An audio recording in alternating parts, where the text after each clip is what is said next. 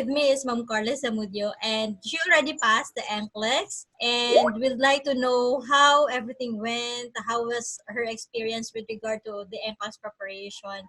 But before anything else, Ma'am Kharla, I'd like to know what's your story? What motivated you to really pursue on this NCLEX? I'm interested to know the story behind your NCLEX experience and your NCLEX success story.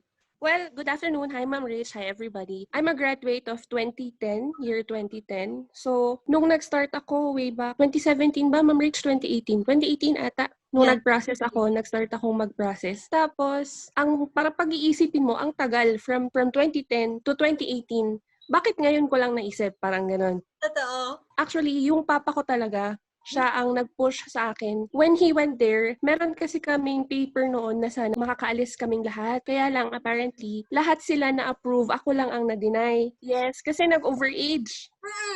Nag-overage. So, from that point, talagang talo tayo doon. So, ang sabi ni Father, i-push mo na yung NCLEX para makapunta ka dito. Kasi sabi niya nga, nakakalungkot mag-isa dito.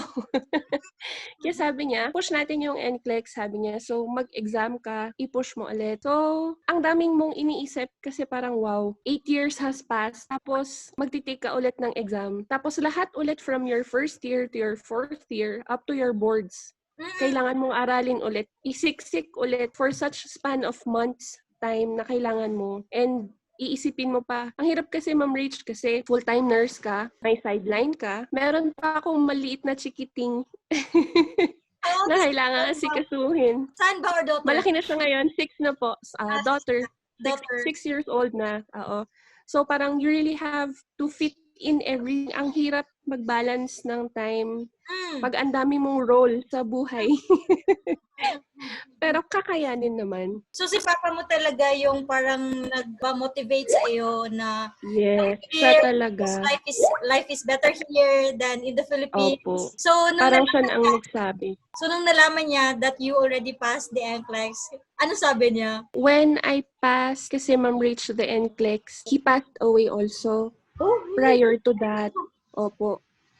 So, ang hirap ng struggle ng NCLEX journey ko kasi I lost him along the way. Yun yung mas nag-push sa akin to do better. Yun nga ang sabi ko, never say die. Kahit na ilang times pa yan.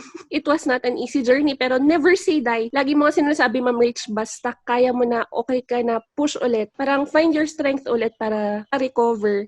Yung second part kasi, Ma'am Rach, ng exam ko was, hindi ko na po siya mai-rebook ulit kasi yun na yung last date scheduled nung second exam ko. Tapos, yun na rin po yung nawala na si Father. So, talagang yung utak ko, andun siya sa grieving period na kahit nag-e-exam ka, iba yung takbo ng isip mo. Parang you really can't focus on the exam anymore. Parang ganun. I'm very sorry to know that, Ma'am Kharla, that you lost your dad. I know he was one of those persons na nag-guide sa'yo during this experience, during sa struggle mo, and even on your examination. I truly believe on that as well. And how did you come to know IPASS? Was there someone na nag-refer sa'yo sa IPASS, Ma'am? Yes po, referral po siya. And then, I tried some research.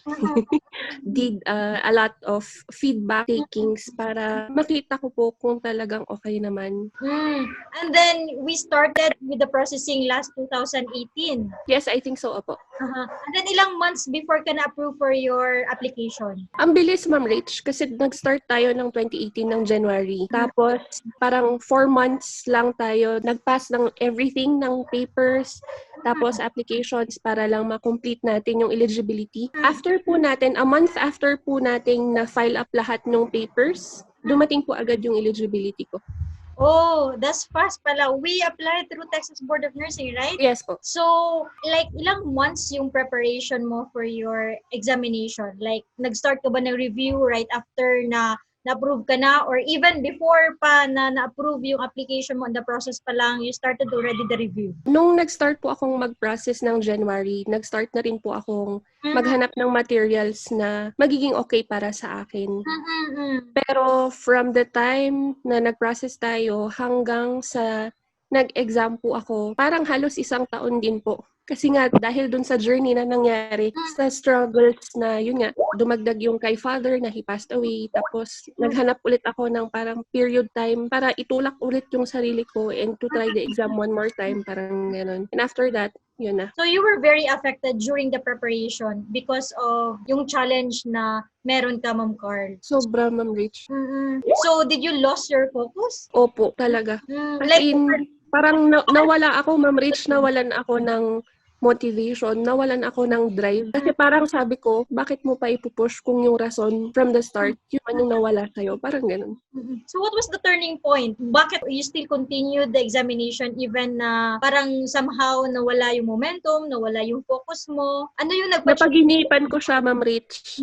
And then, naalala ko na, oo, nangako nga pala ako. Na kahit anong mangyari, ipapasa ko yung exam. And I'll make my promise to him na kakayanin, may ipapasa ko, and gusto ko, makita niya na makakarating ako dun. Wow, that was very strong. Parang nag-goosebumps ako, Ma'am. Kasi parang very strong yung motivation mo to push on your NCLEX that in spite of everything na nangyari, so you are still going to continue on your plans. So, let's talk about the NCLEX. Kumusta yung naging experience mo, Ma'am, in your first examination? Rattling. Sobrang hindi Ganon ang description, right? Oo, hindi mo, kasi you really don't know what to expect. Kasi talagang parang yung question, yung test bank mo, hindi mo alam eh. Hindi siya certain test bank na kunwari ito OB lang, OB, ito med-search. No, talagang there are different questions in one test bank na hindi mo masasabi na lahat kahinaan mo or lahat yun yung strength mo to take the exam. Tapos, nakaka-pressure din po sa loob ng Pearson View kasi yung mga tao doon, parang hindi po marunong umiti. Napaka-serious. Parang lahat ng gagawin mo talagang eyes on you, ganun. Kaya nakaka-rattle po talaga. Siguro they can also post something. You can also smile. Pero parang hindi. Never ko sila talagang nakitang ngumiti. Parang kasi yung anxiety, parang everybody's anxious kapag nasa Pearson View na. And then, kumusta? Like, when you already have known your result, ilang times ba tayo nag-apply, Ma'am Carl? Was it 2 times? 3. So, sa first examination mo, how many items did you encounter? The whole po. 265 talaga. Yes.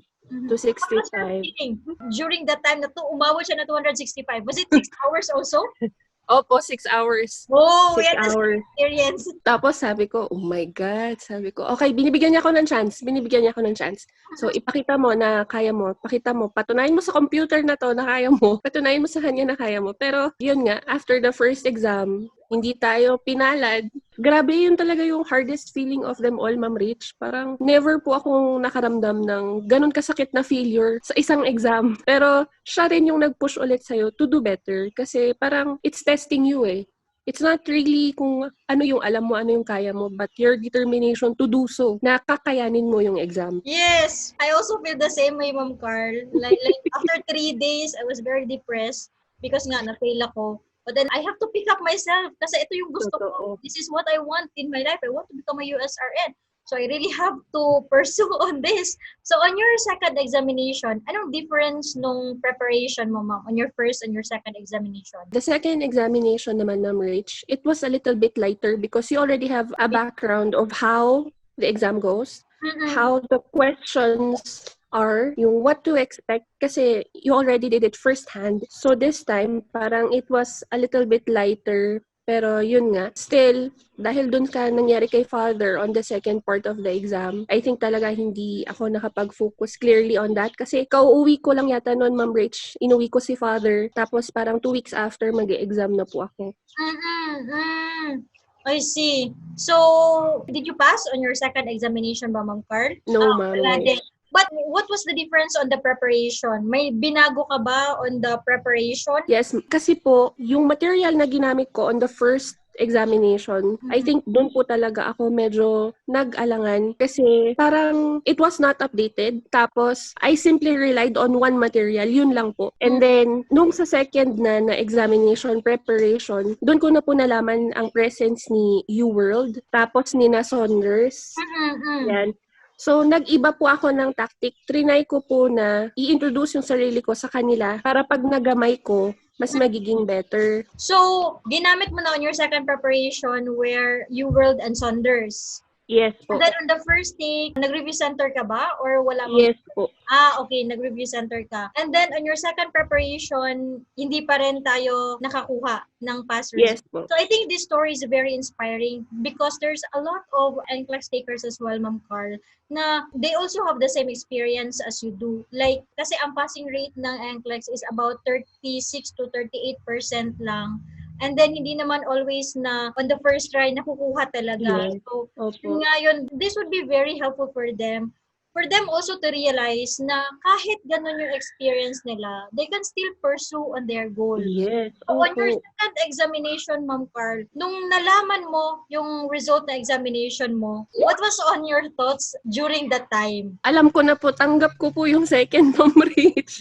Tanggap ko talaga yon kasi alam ko po na on my part, I really did not do so well for the second part of the prep. Kasi I was really so down. Hindi ko po talaga kaya. Alam niyo may Ma'am Rich, yung inuupuan ko kahit na 4 hours a day. Upuan ko yung Saunders, Ma'am Rich, pero yung Saunders, hindi siya pumapasok talaga. Parang binabasa ko lang, pero walang nagre-retain sa iniisip. You were So, super distracted. opo, talagang wala. Parang ang naiisip ko lang is yung grief ko. Talagang depressed po ako talaga. Kahit nga nung nalaman ko na hindi ako pumasa, ang sabi ko na lang talaga sa family ko noon was, "Ay, sorry, I failed you again," sabi ko. Tapos, pinatay ko na po talaga yung phone ko. Pinatay ko na lahat. Talagang parang blinak ko yung sarili ko from the outside world. Pero yun, after that, as in 1 month after, Ma'am Rach, yun, napaginipan ko talaga siya. Yun yung turnaround point ko. Kaya nagising talaga ako at sabi ko, nako, kailangan mo mag-aral ulit.